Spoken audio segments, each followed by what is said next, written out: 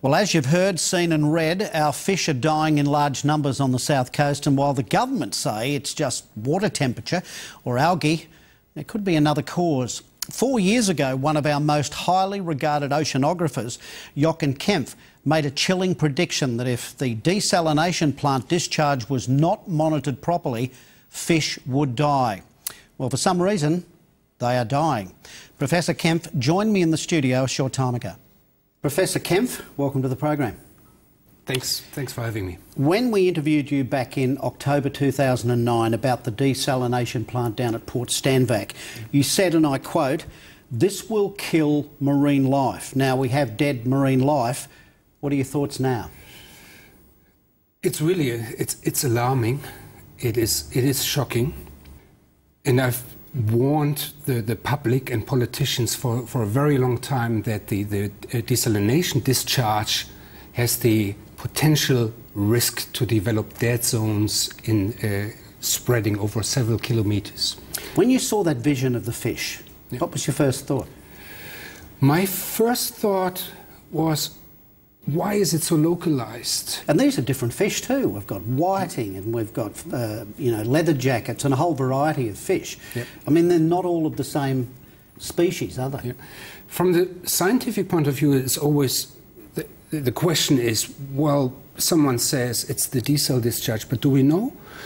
Well, apparently it would be wise for the operators to actually monitor the discharge, and if they could come up now with, here, look at the dissolved oxygen levels within the mixing zone, that's the zone within 100 meters, everything fine in the last 2 weeks, then I would be more relaxed, you know. You also said by your calculations the salinity and oxygen levels promised could not be achieved. You told me that. If that's so, could that be the potential killer here? It could be the potential killer. One problem is that the promises by the government, the license that they initially promised was never achieved. So it's already a watered down version which allows for much higher concentrations of brine in the discharge and therefore a much higher risk of the formation of dead zones. But we don't know, we can't say anything without any data, any backup scientific data. So show me the data. Show me the data and prove to me that it's absolutely safe, the desal discharge. You've written to the Minister. In fact, you've written to Ministers, Fisheries and Environment, to a number of them over the years. Yep. What have you put in those letters? What have you asked for? There are two main points. Point number one is I ask for a monitoring of oxygen levels and salinity levels at the edge of the mixing zone at least once daily. The second part is to make this data available, publicly available, so that people can see the measurements, that scientists, independent scientists like myself, can have a look.